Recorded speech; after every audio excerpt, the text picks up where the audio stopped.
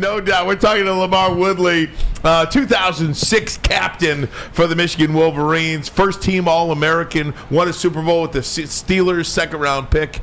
LaMarr, this is just nice resume, man. Yeah, I got a laundry list. Yeah, you left a lot of stuff off on that. I only got 15 minutes for the segment, though, LaMarr. I want to ask you, you were back at the Penn State game in Ann Arbor. In Ann Arbor. Lloyd Carr had the Lloyd Carr tunnel dedication. And just what did that mean to you? What did you think of that? Because it was really the first kind of semblance of Lloyd Carr anywhere there on campus, to be honest. You got the Schembechler Hall, you got this, you got that. Schembechler statue. But this was Lloyd Carr's name now going up forever at that place. I think it was great. Coach Carr's done so much for the University of Michigan and so much for me. You know, at my years at the University of Michigan, really helping me develop as a young man, and the way that program was ran, and teaching us how to be young men in that early age in life. So I've learned so much from Coach Carr. You know, it's from those long meetings he was having, those just that education that you needed while you was on campus. And to finally see Coach Carr get his name on that tunnel and having the opportunity to look at that every home game and every time I go to a Michigan game and say, I played for that guy, I love that. Hey, LaMarr, talking in more detail about your relationship with Lloyd Carr, and what I mean by that is, for me, I struggled with Coach Carr my freshman year. Like, he and I, you know, we had our clashing, if you will. I later realized I was immature, and it's like it was a slow process. Shut up, man. Shut up. But it was like a slow process in terms of us getting tight and getting it together. Sophomore year, something came up. Junior year, there were things. My senior year, it was good, but it wasn't until I left Michigan that I really appreciated how much Lloyd did for me in terms of turning me into a young man, instilling values in me that I still use to this day. To this day, I'm never late. Like, I'm never late. Like, you know, Lloyd didn't play about that being late stuff. Right. So, like, what was your relationship, and what do you remember most about Lloyd, what he taught you? I mean, of course, yours is a little bit different because you was a wide receiver. You need the ball. Yeah, at the end of the day, it's hard for you to perform if the ball ain't in your hand. So you got a lot to complain about. True. My game ain't predicated on somebody throwing me the ball or looking the opposite way. My game predicated on me getting after him. Yeah. So in that case, I understand why you can be mad. I appreciate that. I'm just looking at it from a player standpoint. And, you know, Coach Carr was just, you know, I remember when I became team captain my senior year, my thing was I finna change up how the University of Michigan is. You know how it was when you used to ride the bus? Oh, yeah. The bus ride was quiet. We didn't have no chance in the locker room. Nope. We didn't have no chance on the field. No music. Not LaMarr Woodley senior year. We changed that up. We had a chant on the bus. Our bus was rocking before we played Notre Dame down there. We had a chant in the locker room before we hit the field. We had a chant down there when we on the circle when we break up. Yeah. Man, we had a different vibe. You know, because I watched all those years when I was at Michigan, as an underclassman, and you watching it how the Michigan way was. But for me, I'm like, man, we gotta have some fun. Like at my high school, come from Saginaw High, we was a little bit rowdy, right? And we need that going on the field. A lot of it. Yeah, and I couldn't do that as a freshman, sophomore, junior, but my senior year when they voted me captain, I said, oh, we finna change some things up.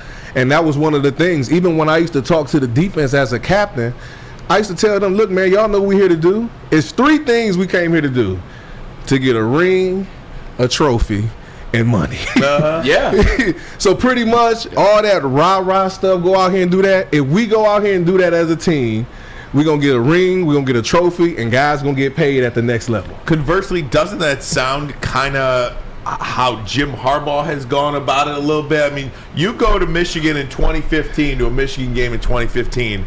It's a whole hell of a lot different when you go to Michigan Stadium in 2022. Yeah. I love it. I love the DJ being out there. DJ Ski. Yeah, DJ Ski rocking it. Yeah. You got the little events that goes on before the doing halftime and the timeouts. We need that because when you go to other stadiums, that's what they're doing. Yeah. It's live. The crowd. You know how important the crowd is in the game.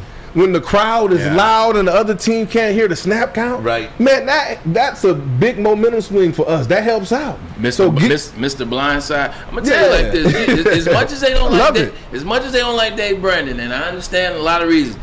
One thing he did do right, he started that process, like getting the hypeness about having the night games, changing the environment, starting to let go of some of the music that you can play. Dave Brandon started that, and Jim Harbaugh definitely continued it. Because you know what, the times have changed now.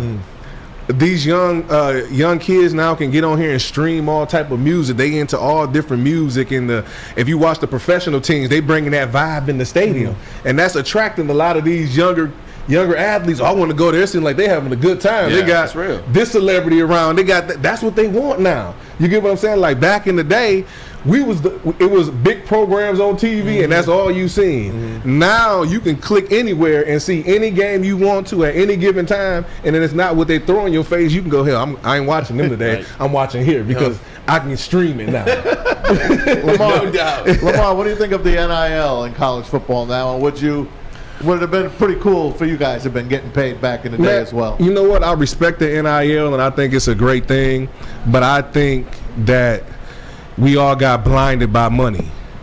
I think what we should have done was focus more on the education, because don't give me a fish, teach me how to fish. Yeah, I can make good money while I'm here playing in college and get NIL deal. Then what happened? You never educated me on the money. So while I'm here at the University of Michigan, or I'm at any university across the country, let me tap into the billion-dollar corporation that you already got.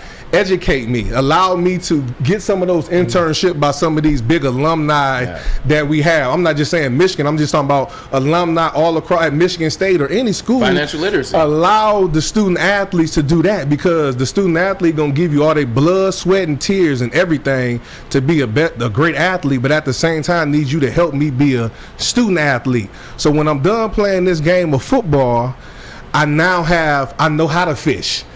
But sometimes you keep throwing me the fish, that's all you've been doing. I've been catching the same fish, and I ain't learned how to fish myself. Then when you disappear, you done. I'm done. Now you don't walk away with nothing. You walk away with all the skills and all this shit. Excuse my language. You're good. All this, but you don't walk away with this. So this is what you need when you done playing. When the legs no longer work, your back hurting, you beat up. You need this. So forget the NIL money.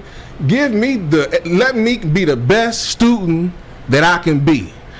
Let me come back and get into that program and that system. Let me get into there, because when I get into there, trust me, if I was going to run through a wall for you, imagine what I can do if you power this up.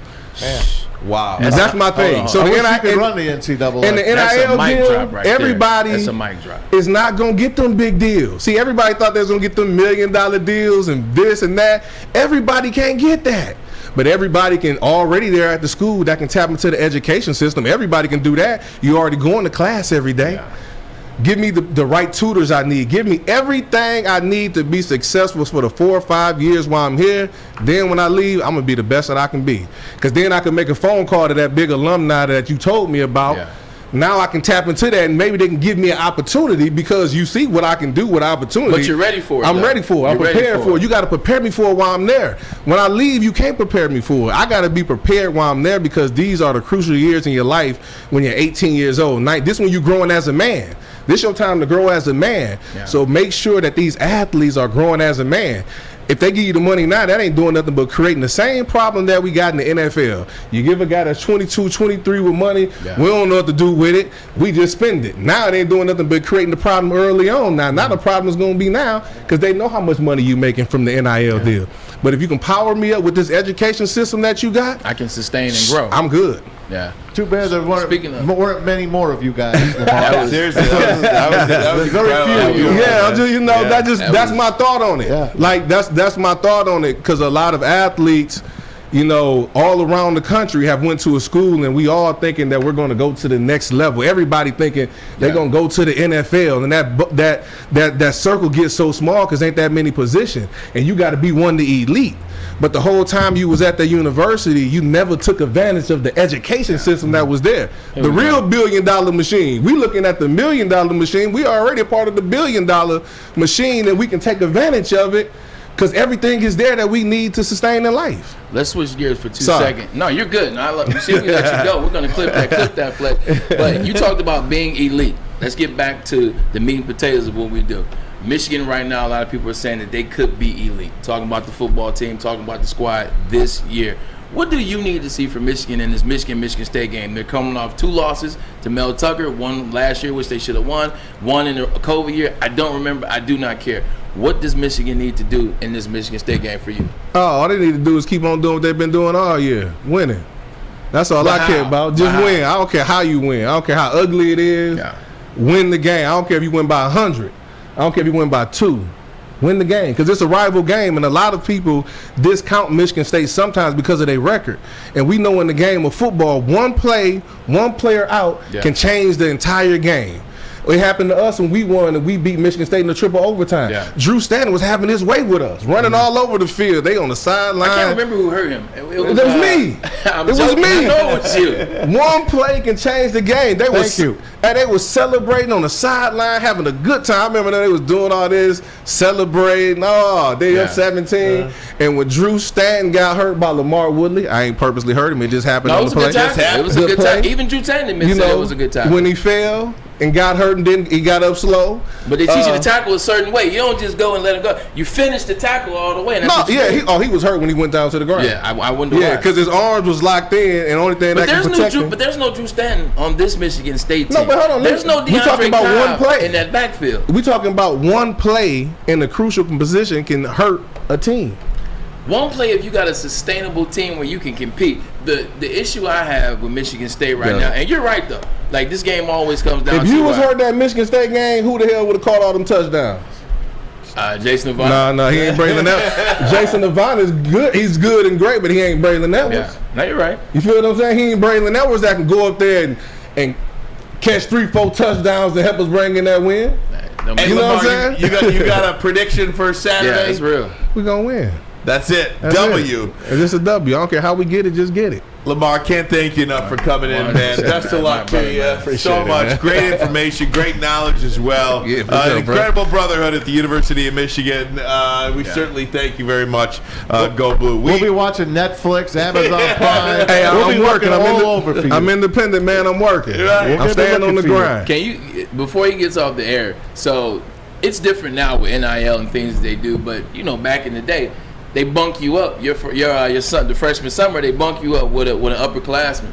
So I had LaMarr, but I didn't just have LaMarr in my 2-bedroom condo with Dave Underwood. It was LaMarr Woodley, Prescott Burgess, and Sean Crable. Yeah. I'm the smallest dude, and I'm the upperclassman. I'm the junior, and all these guys are bigger than me now. But it was fun though, man. That's how you like start to learn about the program, man. Hey, I appreciate that too, because sometimes when you're a freshman and you coming into a new school system, you be needing upperclassmen to show you the way sometimes. So when they had me stay at Braylon House, we built a good relationship, you know, because he had me on my recruiting visit as well.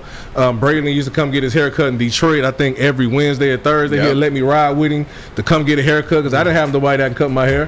His family used to appreciate that as a freshman because you're away from your family. Ron Bellamy did that for me. Yep. You know, it's paying it forward. Ron Bellamy did it for me, and you just keep it going. Incredible stuff, man. Well, we're going to definitely keep an eye on your future because the future, shit, is almost probably brighter than the football career. It is.